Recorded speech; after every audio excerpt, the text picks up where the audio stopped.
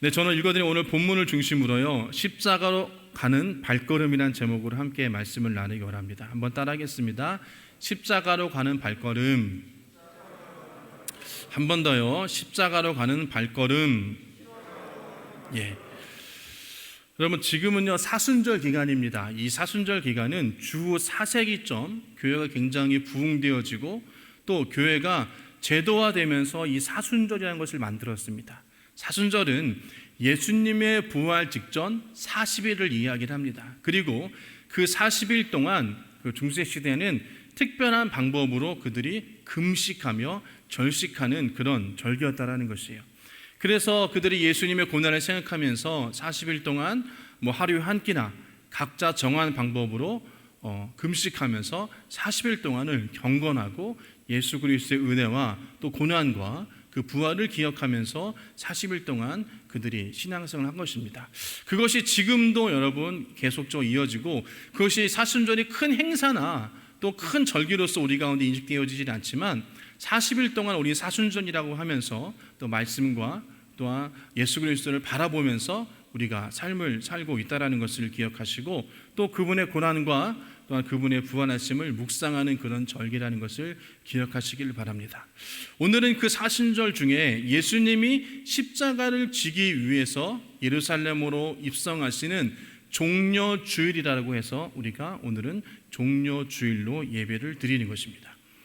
예수님께서는 본문의 제자들에게 보라, 우리는 예루살렘으로 올라가고 있다, 예루살렘으로 올라가자라고 그렇게 말씀하고 계시는 것이에요. 예수님께서 여러 해 동안 몇 차례나 예루살렘을 가셨다가 또 나오셨다가 또 다른 곳으로 갈 때 예루살렘으로 들어오셨다가 이렇게 하셨지만, 오늘 본문에 이야기하는 예수님께서 예루살렘에 가시는 것에 대해서 특별한 의미를 부여해주고 그냥 단순한 것이 아님을 말씀해주고 계시는 것입니다. 거기에 올라가면 선지자들이 이미 예언한 대로, 구약의 예언대로 기록된 대로 인자가 이방인들 즉 로마인들에게 넘겨져서 희롱과 능욕과 침뱉음 그리고 책짓질을 당하고 결국에는 십자가에 달려 죽게 될 것이다 라고 말씀하고 계시는 것이에요. 그리고 사흘 만에 다시 살아날 것이다 라는 것을 말씀하고 계시고 있습니다. 여러분, 구약 성경에 보면요, 예수님께서 어떻게 십자가에 달리시고 또 어떻게 세상을 떠나실 것인가에 대해서 예언하고 있다는 것이에요. 여러분, 우리가 기억해야 될 것은 이 성경은 예수 그리스도에 대해서 말씀하고 있는 것입니다. 그래서 구약 성경은 오실 예수님에 대해서 말씀하고 있다는 것이에요. 그리고 신약은 오신 예수님에 대해서 말씀하고 있고요. 성경의 제일 마지막에 요한계시록은 다시 오실 예수 그리스도에 대해서 말씀하고 있는 것이 바로 이 성경인 것입니다. 그래서 구약 성경을 계속적으로 보면 예수님이 이 땅 가운데 다시 오실 것이다, 메시아로 오실 것이라는 것을 말씀하고 있는데요. 그리고 또 오늘 본문에서 말씀드리는 것처럼 다윗은요, 시편 22편 보면 예수님은 사람과 하나님으로부터 버림받고 사람들에게 놀림거리가 되어지고 조롱거리가 되어지며 십자가에 달려 못 박혀 죽게 될 것이다 라고 이야기하고 있어요. 그리고 그분의 겉옷과 속옷을 제비뽑게 될 것이다 라고 말씀하고 있습니다. 그래서 시편 22편 14절과 18절 말씀 보면 나는 쏟아진 물처럼 기운이 빠져버렸고 뼈마디가 모두 어그러졌습니다. 나의 마음이 촛물처럼 녹아내려 절망에 빠졌습니다. 나의 입은 옹기처럼 말라버렸고 나의 혀는 입천장에 붙어 있으니 주님께서 나를 완전히 매장되도록 내버려 두셨기 때문입니다. 개들이 나를 둘러싸고 악한 일을 저지르는 무리가 나를 에워싸고 내 손과 발을 묶었습니다. 뼈마디 하나하나가 다 셀 수 있을 만큼 앙상하게 드러났으며 원수들도 나를 보고 즐거워합니다. 나의 겉옷을 원수들이 나누어 가지고 나의 속옷도 제비를 뽑아서 나누어 가집니다 라고 시편 22편에 다윗이 기록하고 있습니다. 또한 이사야 선지자는 우리가 잘 아는 것처럼 이사야서 53장에 예수님께서 우리의 허물과 죄로 인해서 상하고 찔림받고 채찍맞으실 것에 대해서 말씀하고 있습니다. 우리의 모든 죄악을 그가 담당할 것이다 라고 이사야서 53장 2절과 7절에 말씀하고 계시는데요, 그는 주님 앞에서 마치 연한 순과 같이 마른 땅에서 나온 싹과 같이 자라서 그에게는 고운 모양도 없고 훌륭한 풍채도 없으니 우리가 보기에 흠모할 만한 아름다운 모습이 없다. 그는 사람들에게 멸시를 받고 버림을 받고 고통을 많이 겪었다. 그는 언제나 병을 앓고 있었다. 사람들이 그에게서 얼굴을 돌렸고 그가 멸시를 받으니 우리도 덩달아 그를 귀하게 여기지 않았다. 그는 실로 우리가 받아야 할 고통을 대신 받고 우리가 겪어야 할 슬픔을 대신 겪었다. 그러나 우리는 그가 징벌을 받아서 하나님께 맞으며 고난을 받는 데 생각하였다. 그러나 그가 찔린 것은 우리의 허물 때문이고 그가 상처받은 것은 우리의 악함 때문이다. 그가 징계를 받음으로 우리가 평화를 누리고 그가 매를 맞음으로 우리의 병이 나았다. 우리는 모두 양처럼 길을 잃고 각기 제갈 길로 흩어졌으나 주님께서 우리 모두의 죄악을 그에게 지우셨다. 그는 굴욕을 당하고 고문을 당하였으나 아무 말도 하지 않았다. 마치 도살장으로 끌려가는 어린 양처럼, 마치 털 깎는 사람 앞에서 잠잠한 암양처럼 끌려가기만 할 뿐 아무 말도 하지 않았다 라고 이사야서 53장에는 예수님의 고난에 대해서 기록하고 있습니다. 예수님께서 이렇게 예루살렘으로 들어가셔서 내가 고난을 받을 거다라고 말씀하셨습니다. 제자들에게 하신 말씀인데요, 이 제자들에게 하신 말씀은 예루살렘에 가면 내가 고난을 받을 것이다라는 그런 말씀이에요.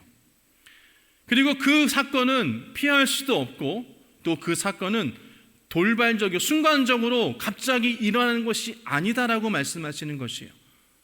무슨 얘기냐? 바로 수백 년 전부터 선지자를 통하여서 예언하신 말씀을 내가 이루려 한다라는 것이에요. 여러분, 이것은요 어떤 것을 의미하냐? 예수님께서는 하나님이 정해놓으신 그 길을 묵묵히 걸어 가셨다라는 것입니다. 그리고 하나님께 정해놓으신 그 길을 예수님께는 걸어가고 계신다라는 것이에요. 그런데 예수님께서 이것을 제자들에게 미리 말씀하신 데는 이유가 있습니다. 왜냐하면요, 당시 제자들은 예수님을 로마에서 이스라엘을 해방시켜줄 지도자로 그들이 생각했다라는 것이에요. 그리고 그런 메시아에 대한 환상을 예수님께 갖고 있었습니다. 유대 나라에서 이사야 선지자가 예언한 이스라엘을 세울 수 있고 이스라엘을 해방시켜줄 수 있는 자를 꿈꾸고 있었는데 그가 바로 예수님이라고 생각했다는 것이에요. 예수님께서 다니시면서 베푸신 그런 기적과 같은 능력, 그리고 그런 예수님이 우리를 해방시켜 주실 것이라는 믿음을 가지고 그들이 예수님을 따랐다는 것이에요.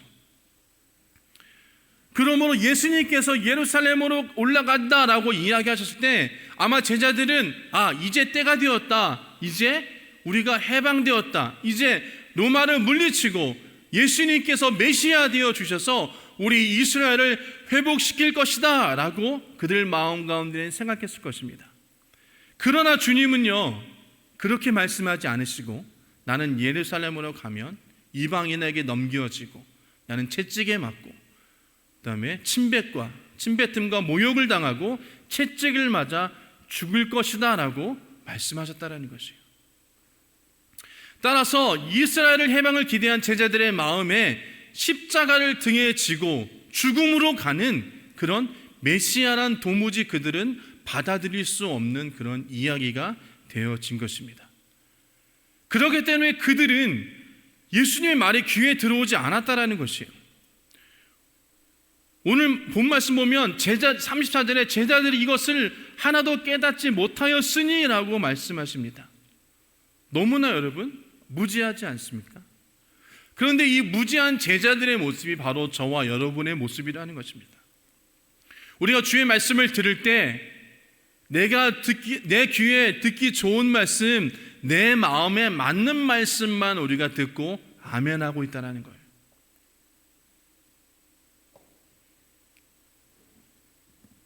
이것이 여러분 제자들의 모습과 우리들의 모습과 같다라는 것이에요.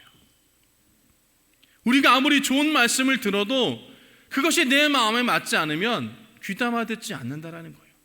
특별히 내 마음에 거슬리고 또 내 마음 가운데 불편한 마음이 들어오면 그 말씀을 들으려고 하지 않아요. 은혜가 되지 않아요.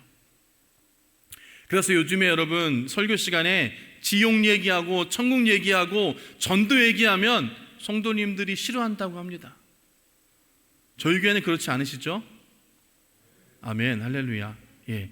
그래서 여러분 설교 시간에 지옥 얘기와 전도 얘기가 점점점 사라지고 있다고 합니다. 여러분, 하나님의 뜻은 예수님이 죽으심으로 말미암아 그 죽음으로 세상을 구원하시는 일이었습니다. 십자가 외에 세상을 구원할 이가 아무도 없다라는 것이에요. 그러므로 예수님은 그 하나님의 뜻을 아셨기에 그가 묵묵히 순종함으로 나아가셨습니다. 하나님은 원하시는 대로 세상을 위해 자기 생명을 내놓기 위해서 그가 예루살렘으로 향하여 그 발걸음을 옮기신 것입니다. 그리고 그 발걸음이 바로 십자가로 가는 발걸음이었으며 고난의 발걸음이었다는 것입니다.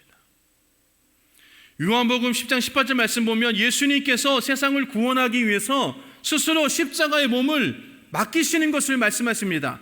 요한복음 10장 18절 말씀 보면 아무도 내게서 내 목숨을 빼앗아가지 못한다.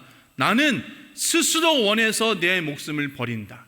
나는 목숨을 버릴 권세도 있고 다시 얻을 권세도 있다. 이것은 내가 아버지께로 받은 명령이다 라고 요한복음 10장에 말씀하고 있습니다. 예수님께서는 그 십자가로 가는 그 발걸음, 예루살렘으로 가는 그 발걸음은 아버지께로 받은 명령이라고 그렇게 말씀하시는 것이, 그리고 스스로 그것을 내어놓았다라고 말씀하고 계시는 것입니다.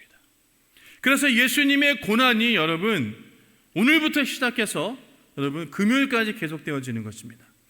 그래서 이번 주간을 고난주간이라고 이야기하는 것입니다. 그래서 기독교에서는 이 고난주간을 가장 우리가 경건하고 가장 절제하며 가장 엄숙하며 또 예수 그리스도의 고난과 십자가를 가장 많이 이야기 듣고 생각하는 그런 주간이 바로 이 고난주간입니다. 아마 여러분이 고난주간 새벽 예배를 통하여서 예수님의 죽으심과 부활하심과 고난을 아마 여러분 정말 귀에 못이 박히도록 들으실 것이에요. 왜요? 우리가 그것을 삶 가운데 생각하지 않고 지내는 경우가 너무나도 많이 있다는 것입니다. 여러분, 고난주간 첫날인 오늘은 종료주일 혹은 또한 고난주일이라고 이야기합니다. 이날은 2000년 전에 예수님께서 나귀를 타고 예루살렘으로 입성하신 날입니다.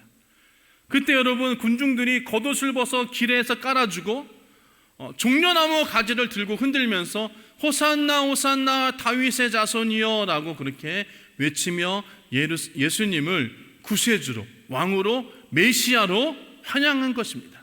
근데 우리가 아는 것처럼 그 군중들의 환영은 제가 서두에는 말씀드린 것처럼 로마에서 이스라엘을 해방시킬 해방자, 민중의 지도자로 예수 그리스도를 맞이한 것입니다.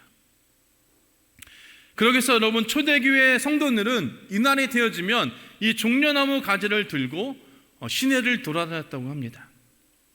둘째 날인 월요일은 예수님께서 예루살렘 성전을 방문하신 날입니다. 거룩해야 할 성전을 예수님께서 예루살렘 성전을 방문하시고 거룩해야 될 그 성전에서 불결하고 또한 시장바닥하고 물란해진 성전의 모습과 그곳에서 장사하시는 그 장사꾼들의 모습을 보시고 장사꾼의 가판자를 엎어버리시고 화를 내시며 채찍질하시며 성전을 정화하시는 것입니다. 그리고 길을 가시다가 열매 없는 무화과 나무를 저주하는 모습이 바로 여러분 월요일 날에 나타나고 있습니다. 그리고 셋째 날의 화요일은 예루살렘 성을 보시면서 눈물을 흘리신 날이 바로 셋째 날 화요일인 것입니다. 여러분 이 시대를 지나서 40년 지나면 예루살렘은 멸망하게 되어져 있습니다. 예수님께서는 이 예루살렘의 멸망을 미리 알고 계셨습니다. 그리고 이 예루살렘 성이 처참하게 굴욕당하고 정복당하고 예루살렘 성이 무너질 것을 말씀하고 알고 계셨어요. 그래서 예수님은 그런 것을 알고 계셨는데 그 사실을 모르고 그냥 우매한 민중들을 바라보시면서 안타까운 마음으로 눈물을 흘리신 것입니다. 결국은 70년, 기원전 70년에 로마의 디도 장군에 의해서 처참하게 무너지고 성벽이 무너지면서 불타고 도성이 무너지는 그런 순환을 받게 되어지는 것입니다. 그래서 주님은 십자가 행렬을 따르면서 눈물을 지던 여인들을 향하여서 나를 위해 울지 말고 너희 자녀를 위해서, 이스라엘을 위해서 울어라라고 말씀하신 것입니다. 자, 넷째 날 수요일은요, 예수님께 십자가를 지시기 전에 모처럼 제자들과 함께 하루를 휴식하신 날입니다. 아무것도 하지 않으셨어요. 그리고 다섯째 날 목요일은 우리가 잘 아는 것처럼 저녁에 제자들의 발을 씻겨주신 날, 최후의 만찬이라고 이렇게 이야기를 하죠. 바로 목요일 날이 바로 그날인 것입니다. 얼마 남지 않은 것을 아시고 예수님께서 제자들과 만찬을 하시면서 성찬을 떼시면서 제자들의 발을 씻겨주시고, 또한 제자들을 데리고 겟세마네 동산으로 가셔서 기도를 하시는 모습, 그리고 우리가 잘 아는 것처럼 예수님의 기도가 땀이 핏방울이 떨어졌다라고 그렇게 이야기를 하고 있습니다. 또 마지막 날 여섯째 날은 우리가 잘 아는 것처럼 고난 중간에 가장 절정인 성금요일인 것입니다. 이날이 예수님이 고난당하신 날입니다. 예수님이 체포되어지시고 가야바 법정에서 신문 받으시고 빌라도 법정에서 신문 받으시고 가시관을 쓰시고 채찍에 맞으시고 십자가를 지시고 골고다 언덕을 오르시고 못 박히시고 죽으신 것입니다. 그리고 오전 9시에 못 박혀서서 6시간 동안 십자가에 달렸다가 오후 3시에 예수님께서 다 이루었다라고 말씀하시고 십자가에 달려 죽으신 날이 바로 이 성금요일입니다. 그래서 여러분, 이번 주 우리 성금요일 날 저녁에 모여서 함께 우리 기도회로 모이기를 원합니다. 7시 반에 함께 우리 모여서 같이 예배하고 기도하기를 원합니다. 또 여섯째 날은 여러분 안식일입니다. 모든 유대인들이 이 날은 쉬게 되었습니다. 그래서 예수님은 금요일 날 저녁에 매장되어 주시고 토요일 날 무덤에 계시고, 그리고 안식 후 첫날인 제3일 안식 후 첫날인 일요일 새벽에 부활하시는 것입니다. 그래서 우리가 일요일 새벽을 부활절로 지닌 것입니다. 예수님께서 모든 죽음의 권세를 이기시고 우리에게 부활의 소망을 보여주시고, 그리고 다시 우리에게 영원한 생명을 허락하여 주신 것을 우리가 기념하는 날이죠. 그래서 여러분, 주일 새벽이 부활의 아침이 되어지는 것입니다. 그리고 이 세상에서 이 부활하신 예수 그리스도를 우리가 기념하기 위해서 주일날 예배를 드리고, 또한 오늘날 우리 일요일이 주일이 되어서 주일을 오늘처럼 섬기게 되어지는 것입니다. 이렇게 고난주간을 통하여서 예수님께서는 십자가로 가는 그 길을 걸어가시는 것입니다. 그리고 순간순간 그 여정이 무엇보다도 하나님의 계획하심과 인도하심으로 그것이 이루어지게 되어지는 것입니다. 오늘 본문과 동일하게 마가복음을 보면요, 예수님 예루살렘을 향해 올라가는 예수님과 제자들의 모습이 보이는데요, 마가복음 10장 32절 말씀 보면 그들은 예루살렘으로 올라가고 있다. 예수님께서 앞장서서 가시는데 제자들은 놀랐으며 뒤따라가는 사람들은 두려워하였다. 예수님께서 다시 12제자를 곁에 불러 놓으시고 앞으로 자기에게 닥칠 일들을 그들에게 일러주시기 시작하였다라고 말씀하십니다. 근데 오늘 본문 보면요, 그를 뒤따라가면서 심히 두렵고 무서웠다라고 이야기합니다. 왜냐하면 그들도 예수님께서 죽으러 가신다라고 말씀하시니 아마도 같이 죽을까봐, 같이 붙잡힐까봐 두려워하는 모습이었다라는 것이요. 근데 여러분, 기억해야 되는 것입니다. 예수님께서는요, 그 군중들이 겪었던 그런 두려움과 또한 그 아픔보다 2배, 3배 그 이상의 것을 경험하셨다라는 것을. 왜냐면요, 여러분 생각해 보십시오. 예수님이 그 가는 길이 어떠한 길인지는 예수님이 알고 계셨어요. 그리고 그 길이 고난의 길이고 내가 그 길을 가지 않으면 안 될 길이라는 것을 예수님께서는 미리 알고 계셨다는 것이에요. 바꿔 얘기하면 내가 한 발 한 발 십자가를 향해 나가는 그 걸음이 어떠한 걸음인가, 어떠한 의미가 있으며 어떠한 아픔을 내가 겪을 것이며 어떠한 고난을 받으실 것인가를 예수님은 알고 계셨고, 그것을 여러분 기억하시면서 걸어가셨다라는 것입니다. 아마 예수님의 마음은 순간순간 걸어가시면서 더 큰 마음 가운데 심한 부담감과 때로는 더 큰 두려움을 느끼실지도 몰랐겠습니다. 여러분, 이렇게 예수님께서는 예루살렘을 향해서, 십자가를 향해서 한 걸음 한 걸음 걸어가시는 그 발걸음 가운데 있다라는 것이에요. 여러분, 우리가 이런 예수님의 발걸음, 이 십자가를 향해 가는 그 예수의 발걸음을 보면서 우리가 무엇을 느껴야 될까요? 첫째, 여러분, 예수님께서는 우리의 죄, 나의 죄를 짊어지시고 예루살렘으로 가신다라는 것을 기억해야 되는 것입니다. 즉, 예수님은 세상 죄를 짊어지시고 나의 죄를 대신하여 십자가에 올라가시는 것이에요. 예루살렘으로 가시는 것이에요. 여러분, 구약시대 제사를 보면요, 이스라엘 백성들이 자신의 죄를 용서받기 위해서 어린 양에게, 제물인 소나 양이나 염소 또는 비둘기, 이런 어린 양에게 자기의 죄를 전가시킵니다. 제물을 끌고 와서 그 제물 머리 위에 손으로 안수하여서 나의 죄를 다 뒤집어 씌워요. 그리고 그 뒤집어 씌운 그 제물을 데리고 제사장 앞으로 갑니다. 그러면 제사장이 그 제물을 받아서 배를 가르고 가죽을 벗기며 닭을 뜨며 내장을 태우고 고기를 태우고 하나님 앞에 제사를 드립니다. 이 어린 양의 이 제물의 주음으로 말미암아 여러분, 그 주인은 죄 용서함을 받게 되어지는 것이에요. 여러분, 이처럼 예수님께서 우리의 죄를 대신해서 십자가에 달려 죽으시는 그런 제물되어진 어린 양이 되어지신 것입니다. 그리고 예수님께서 그 어린 양이 되어주셔서 십자가를 향해 가시는 것이고요, 예루살렘을 향해서 올라가시는 것입니다. 그래서 예수님의 그 머리 위에 나의 손을 얹고 나의 죄를 예수님께 전가시켜서 예수님께서 채찍에 맞으시고 상 받으시며 물가피를 다 쏟으시며 십자가에 죽으시는 것이에요. 나의 죄를 예수님이 다 뒤집어 쓰고 죽으시는 것입니다.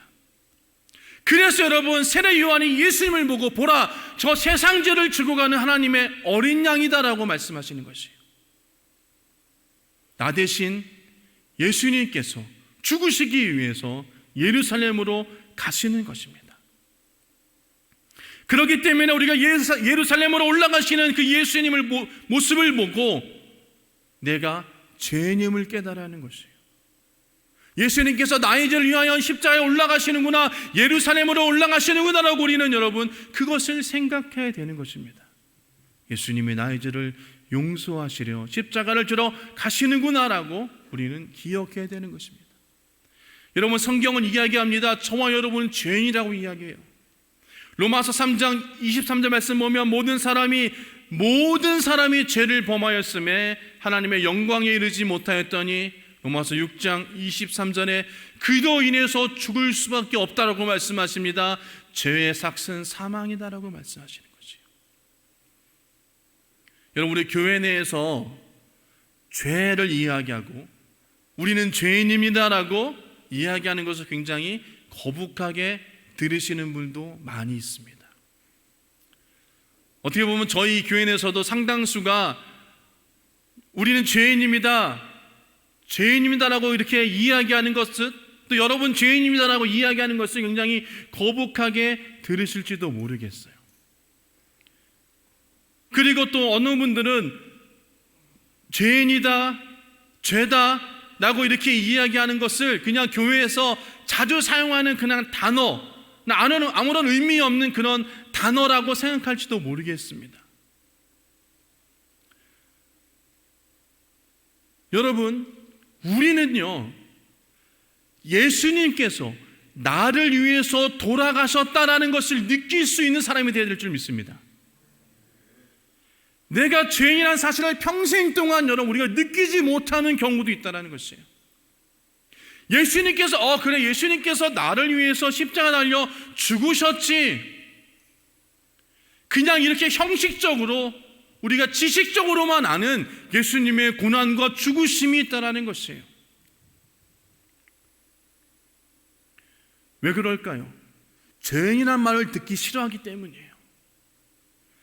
내가 죄인이란 사실을, 우리가 죄인이란 사실을 인정하지 않기 때문이라는 것이에요. 즉 나는 죄가 없다라고 이야기하기 때문에 예수님께서 죄인인 우리를 위해서 죽으셨다라는 그 말씀이 전혀 이해가 되지 않아요. 왜?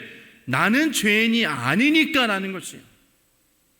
저 사람보다 내가 더 기도도 많이 하고 예배도 많이 드리고 봉사도 많이 하는데 나는 죄인이 아니야, 나는 의인이야 라고 생각하기 때문에 예수님께서 죄인인 우리를 위해서 십자가에 달려 돌아가셨다, 나를 위해 달려 돌아가셨다, 여러분 그것이 느껴지지 않는다라는 것이에요.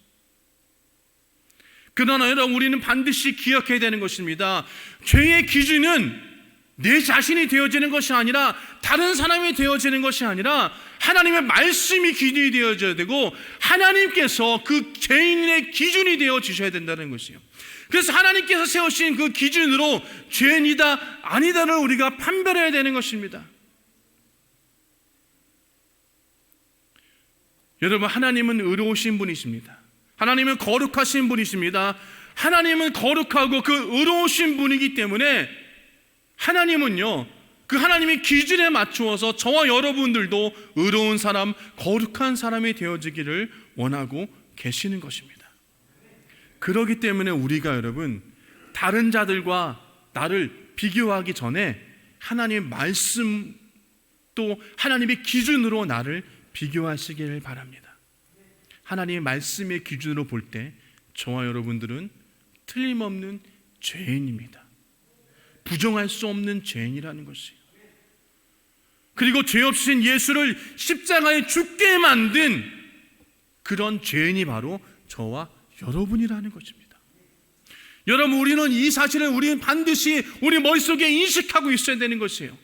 여러분 그러나 여러분 우리가 죄인이라는 것 때문에 눌려있고 나는 죄인이야, 나는 죄인인가 봐, 어쩔 수 없어 이렇게 눌려있는 것이 아니라 나는 죄인이지만 예수님께서 나를 위해서 십자가에 달려 죽으셨기에 나는 이제 의인이다라는 것, 그것까지도 여러분 우리는 기억해야 되는 것입니다. 칭의라고 하셨어요. 예수를 믿는 자마다 구원을 얻는다고 말씀하셨습니다. 예수를 믿는 자마다 죄 씻음을 받는다라고 말씀하셨습니다. 그래서 하나님께서 저와 여러분들을 의인이라고 부르시는 것이에요. 죄인이지만 죽을 수밖에 없는 인생들이지만 내가 너를 의인이라고 해줄게 라고 말씀하여 주시는 것입니다. 칭의라고 우리는 그렇게 그것을 이야기를 하는 것입니다. 여러분 예수님을 보십시오. 묵묵히 그가 예루살렘으로 십자가를 향해서 나아가십니다. 그리고 자기가 직접 그 목숨을 내어 던지시는 것이에요. 누구를 위해서?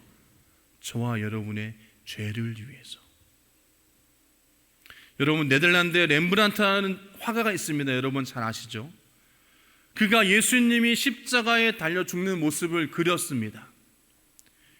근데 그는요 먼저 예수님을 그린 다음에 그 주변에 예수님을 못 박으라고 소리치는 사람들을 그리고요, 또 그 군중 중에 가장 마지막에 자기 얼굴을 그려 넣었습니다. 그리고 이 군중 가운데 내가 있다, 내가 바로 예수님을 십자가에 달려 죽게 만든 장본이다 라고 그가 고백했습니다. 그리고 그가 하나님께 기도했습니다. 하나님이여, 내가 예수 그리스도를 못 박았습니다. 내가 예수를 못 박는 이 무리들과 한패가 되었습니다. 나는 걷잡을 수 없는 슬픔을 가지고 대성통곡했노라 라고 그가 그렇게 기도하면서 고백했습니다. 여러분 우리도 이와 같은 변화가 일어나길 소원합니다. 내가 죄인임을 고백하고 예수님이 십자가를 생각하며 눈물을 흘리며 그 은혜에 감사할 수 있는, 그리고 나는 죄인이라고 내 가슴을 치며 통곡하는 그런 저와 여러분 되시기를 주님의 이름으로 축복합니다. 그런 마음이 있을 때 하나님의 은혜가 더 크게 다가오는 것이에요. 두 번째로 여러분, 예루살렘으로 묵묵히 발걸음 옮기시는 예수님을 보면서 우리는 하나님의 말로 다 할 수 없는 은혜를 우리는 느껴야 하는 것입니다. 예수님께서 여러분 예루살렘에 들어가시고 십자가를 향해 나가는 그 발걸음 그 자체가 은혜인 것이에요. 너무나 크고 풍성한 은혜, 우리 입으로 다 표현할 수 없는 은혜를 우리는 느껴야 되는 것입니다. 왜요? 예수님께서 십자가에 달려 죽으시면서 하신 일 때문에 우리가 여러분 영원한 생명을 얻었다라는 것이에요. 예수님께서 십자가에 죽으시고 예수님의 의의 모습이 우리 가운데 들어오게 되어지는 것입니다. 죄 없는 예수님의 대신 죄인이 되어주시고 죄 있는 우리가 예수님을 통하여서 의인이 되어지는 것이에요. 여러분 예수님을 통하여서 우리의 신분이 변화되었습니다. 그리고 우리가 하나님의 아들이었다라는 것이에요. 하나님의 자녀가 되었다라는 것입니다. 그리고 말씀드린 것처럼 하나님께서 우리를 너희는 의인이라고 우리를 칭의하시고 인정하셨다라는 것입니다. 그리고 무엇보다 그것을 통하여서 우리 가운데 영원한 천국을 허락하여 주셨다라는 것입니다. 누구든지 예수를 믿고 하나님 앞에 나오게 되어지면, 그리고 그걸 믿음을 가지고 나아가게 되면 영원한 천국을 우리가 소유하게 되어지는 것이에요. 하나님께서는 예수님의 그런 죽으심을 믿는 자마다 무조건적으로 여러분 구원하여 주시고 영원한 천국으로 우리를 인도하여 주신다라고 성경은 말씀하고 있다는 것입니다. 그렇기 때문에 예수님이 아니고서는 그 천국으로 우리가 들어갈 수 없다는 것이에요. 그래서 여러분 예수를 믿는 자마다 구원을 얻는다라고 성경은 말씀하고 있다는 것입니다. 여러분 오직 십자가 밑에서 나 대신에 죄인 되어 주시고 죽으시고 또 그로 인해서 우리가 의인이 되어지고 천국을 소유하게 되었다는 그 은혜를 우리는 기억하시기를 주님의 부탁을 드립니다. 여러분 그것은요 여러분 우리의 빈부격차 지위권을 막론하지 않습니다. 막론하고 예수를 믿기만 하면 차별 없이 누구든지 다 구원을 얻는 것입니다. 천국을 소유하게 되어지는 것입니다. 저와 여러분은 이미 천국행 티켓을 가지고 있는 자인 것입니다. 아멘. 그래서 여러분 우리가 여러분 그 천국의 티켓을 끝까지 가지고 천국에서 만나기를 주님의 이름으로 축복합니다. 여러분 우리가 천국에 갈 수 있는 그 자격은 오로지 예수님을 통하여서만 가능한 것입니다. 다른 것은 소용이 없습니다. 예수님으로만 가능한 것입니다. 어떠한 다른 종교도 예수님은 아니고서는 여러분 구원할 수 없다는 것을 반드시 기억하시길 주님을 축복합니다. 그래서 예루살렘으로 향해서 가시는 그 발걸음을 옮겨놓으신 예수님은 무엇보다도 자기의 생명을 바치시고 그리고 그것을 통하여서 우리를 회복시켜 주시는 것을 기억하시고 그것을 통하여서 우리 가운데 은혜를 통하여서 우리가 천국 백성이 되어진다는 것을 반드시 기억하시기를 주님의 이름으로 축복합니다. 여러분 말씀을 정리하도록 하겠습니다. 여러분 예수님께서 왜 예루살렘으로 들어가시고 십자가를 향해 가시면서 그 골고다 언덕길을 올라가셨는지를 우리는 기억해야 되는 것입니다. 왜 십자가를 지셨는가? 왜 채찍에 맞으셨는가? 왜 옆구리에 창을 받으시면서 물과 피를 다 쏟으시면서 왜 십자가에 달려 죽으셨는가를 우리는 기억해야 되는 것입니다. 그것은 다른 것이 아니라 바로 저와 여러분의 죄 때문에 죽으셨다는 것입니다. 이것은요 여러분 이사야 선지자가 미리 벌써 700년 전에 미리 예언하신 것을 예수님께서는 이루신 것입니다. 무슨 얘기입니까? 하나님께서 우리를 사랑하신다라는 것이에요. 이사야 예언뿐만 아니라 하나님께서는 창세기 그때 아담과 하와 때부터 벌써 우리를 위하여서 예수님을 계획하시고 준비하고 계셨다라는 것이에요. 여러분 이것이 하나님의 사랑입니다. 그 외아들 예수 그리스도를 버리고 죽이면서까지도 우리를 구원하시면서 우리를 사랑하시기 때문에 우리를 구원하시기 위해서 예수님을 죽게 망쳤다라는 것이에요. 그리고 예수님은 그 아버지의 마음을 너무나도 잘 알기에 그것에 묵묵히 고난과 고통을 감수하시면서 순종하시고 십자가의 길, 고난의 길, 예루살렘으로 들어가셨다라는 것입니다. 여러분, 이 고난주간 한 주간을 우리가 그냥 매년 돌아오는 그런 고난주간이 아니라 이 한 주간 더 깊이 예수님을 묵상하시고 예수님의 고난을 좀 기억하시면서 예수님은 왜 십자가를 죽으셨는지, 왜 십자가로 향해 그가 발걸음으로 옮기셨는지, 왜 골고다 언덕을 그가 힘들고 어렵게 오르셨는지를 기억하시고 한 주간 동안 여러분 그 의미와 그 은혜를 기억하시는 저와 여러분 되시기를 주님의 이름으로 축복합니다.